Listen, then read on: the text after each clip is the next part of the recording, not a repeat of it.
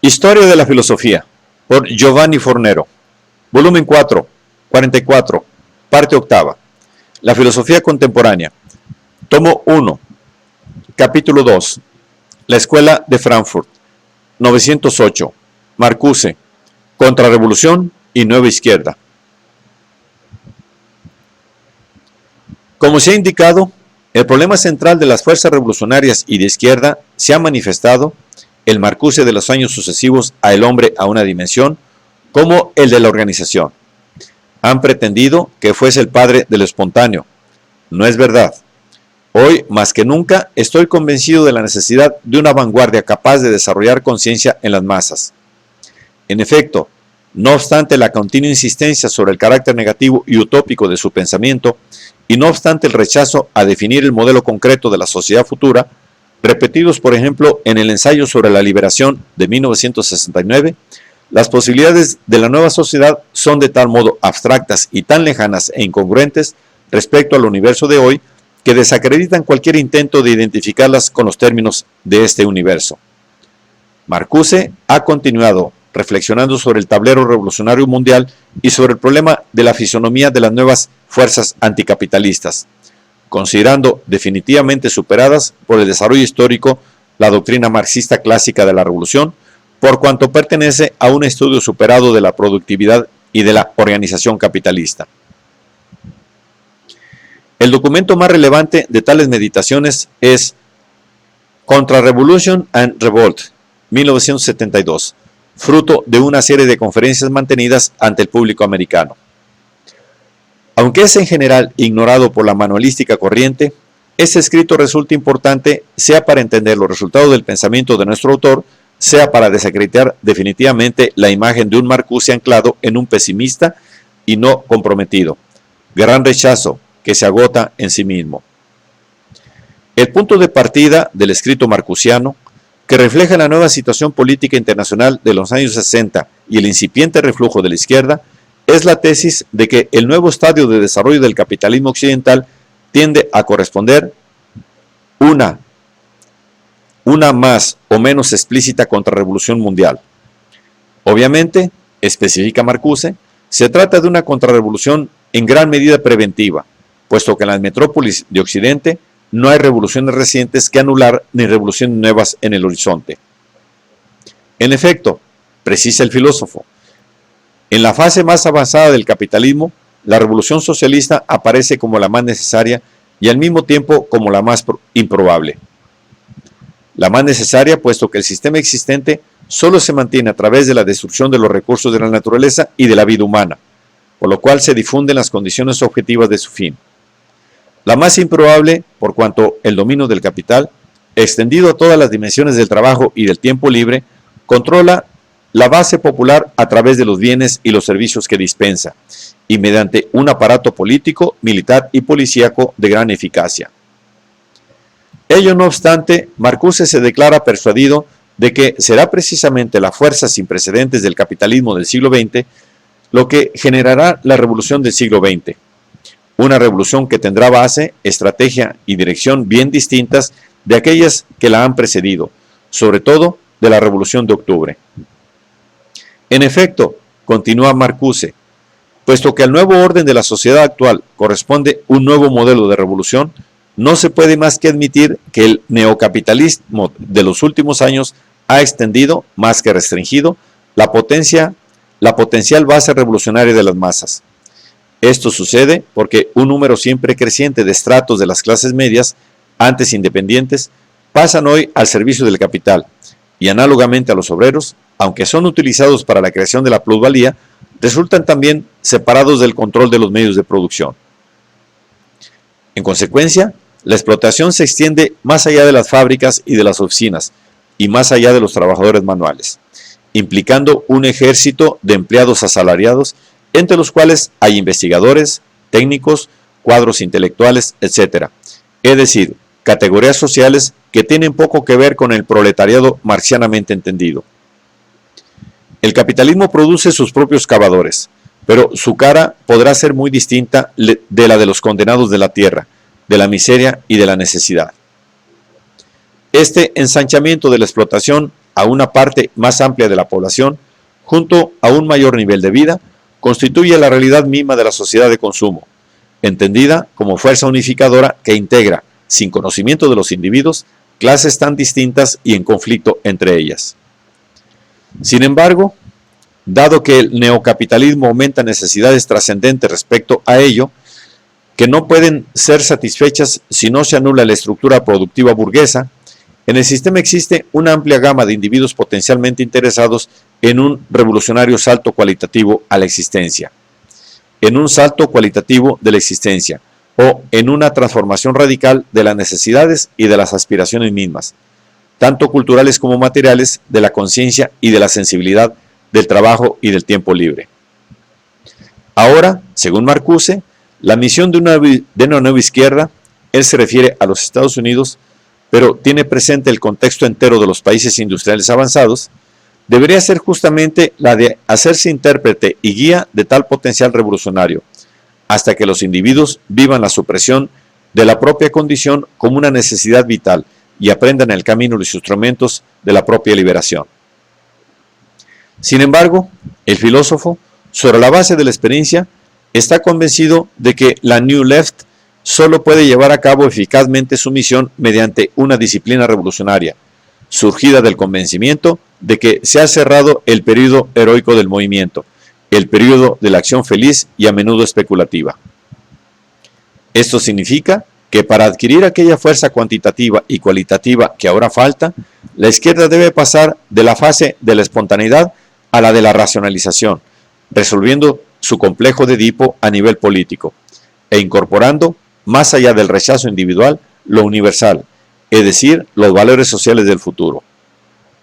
En efecto, observa polémicamente Marcuse, la referencia al movimiento estudiantil es clara.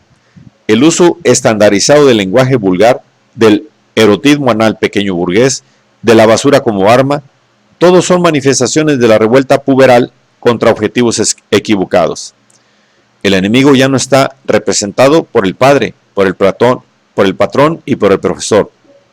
En la sociedad en general, la rebelión puberal tiene un efecto de breve duración. A menudo aparece infantil y bufonesca.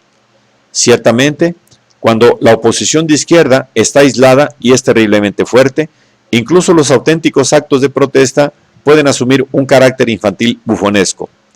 La madurez sigue correspondiendo por definición a las clases hegemónicas, es decir, aquello que es, y entonces la sabiduría alternativa acaba siendo la del bufón y la del niño. Pero cuando asume caracteres que son propios de la clase hegemónica, por la frustración y por la represión que ella desencadena, la protesta es ignorada o bien castigada por las autoridades con buena conciencia y amplio apoyo popular.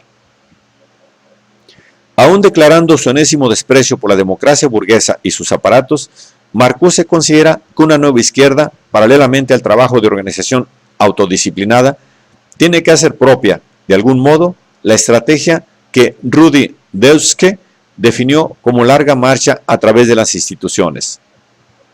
En otras palabras, intentando dar una salida socialmente concreta y políticamente provechosa, el gran rechazo, que en los tiempos de El hombre a una dimensión corría el riesgo de reducirse a una forma de pesimismo estetizante, Marcuse parece ahora anteponer a la lucha frontal contra el sistema, la lucha en el sistema.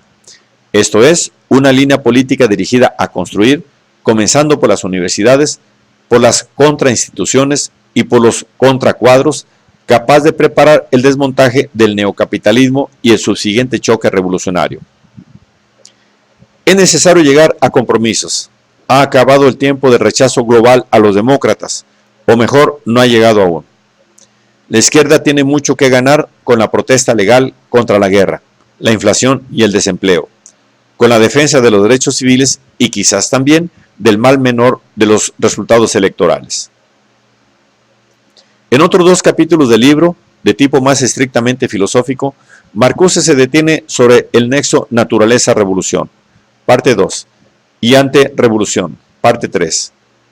Por lo que se refiere al primer punto, Marcuse, desarrollando algunos temas ya presentes en otras obras, en particular en el ensayo sobre la liberación, afirma que la liberación del hombre tiene como presupuesto la liberación de la naturaleza, entendiendo por esta última tanto la naturaleza humana, es decir, los impulsos primarios y los sentidos, como la naturaleza externa, es decir, el ambiente que rodea a los individuos. Tal liberación, precisa Marcuse, significa la recuperación de las fuerzas naturales que exaltan la vida y de los caracteres sensuales y estéticos que son extraños a una existencia derrochada en el juego de la competición. Esto no implica el retorno a un estadio pretecnológico, sino al progreso en la utilización de los resultados de la civilización tecnológica con el fin de liberar al hombre y a la naturaleza del abuso destructivo de la ciencia y de la tecnología, puestas al servicio de la explotación. En efecto, insiste nuestro autor, toda violación de la naturaleza es también una violación del hombre, por cuanto la naturaleza mercantilizada, contaminada, militarizada, reduce el ambiente vital del hombre no solo en el sentido ecológico, sino también en un sentido propiamente existencial. En este cuadro, Marcuse critica la concepción de la naturaleza externa, presente en la tradición marxista, es decir, la idea de la naturaleza como objeto y campo de desarrollo de las fuerzas productivas. De esta forma, la naturaleza aparece así como la ha hecho el capitalismo, cosa, materia prima para la gestión y la explotación cada vez mayor de hombres y cosas. Nuestro autor polemiza también con la escasa importancia atribuida a la naturaleza humana para la transformación social, es decir, con la poca atención prestada a la sensibilidad y las necesidades vitales. Él exalta en cambio los manuscritos económicos filosóficos de Marx, por haber insistido sobre la completa emancipación de todos los sentidos humanos y de todas las cualidades humanas. A propósito del arte, que en las obras tardías de Marcuse tiende a desempeñar un papel preeminente, nuestro autor afirma que en cada obra maestra se encuentra la presencia activa de un orden distinto del constituido, o bien el sueño de un mundo libre de los desacuerdos y de las contradicciones del mundo existente. Al final de Contrarrevolución y Revuelta, después de haber advertido ulteriormente que si no tiene una racionalidad propia la revolución no es nada, Marcuse concluye su análisis con un profético llamamiento a las dificultades de la empresa revolucionaria. La próxima revolución tendrá ocupadas a generaciones y generaciones, y la crisis final del capitalismo podrá durar incluso un siglo.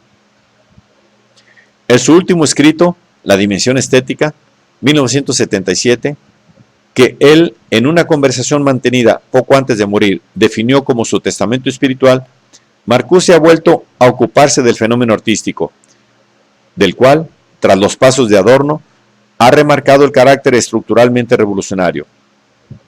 Y ello no porque el arte esté destinado a la clase obrera y a la lucha política inmediata. El arte puede llamarse, con todo, derecho revolucionario, no solo en relación consigo mismo, en cuanto a contenido que ha tomado forma. El potencial político del arte reside solamente en su dimensión estética. Su referencia a la praxis es inexorablemente indirecta, mediata y huidiza. Cuanto más inmediatamente política es la obra de arte, tanto más debilita la fuerza del extrañamiento y los objetivos trascendentes de revolución radical. En este sentido, puede haber más potencial subversivo en las obras líricas de Baudelaire y de Rimbaud que en el teatro didáctico de Brecht. Por cuanto se refiere al destino futuro de la historia, Marcuse concluye su libro testamentario con una afirmación de esperanza. El horizonte de la historia aún está abierto. Si el recuerdo de aquello que ha pasado llegará a ser una fuerza motriz para la transformación del mundo, con ello se habrá emprendido la lucha para una revolución hasta ahora sofocada en todas las anteriores revoluciones históricas.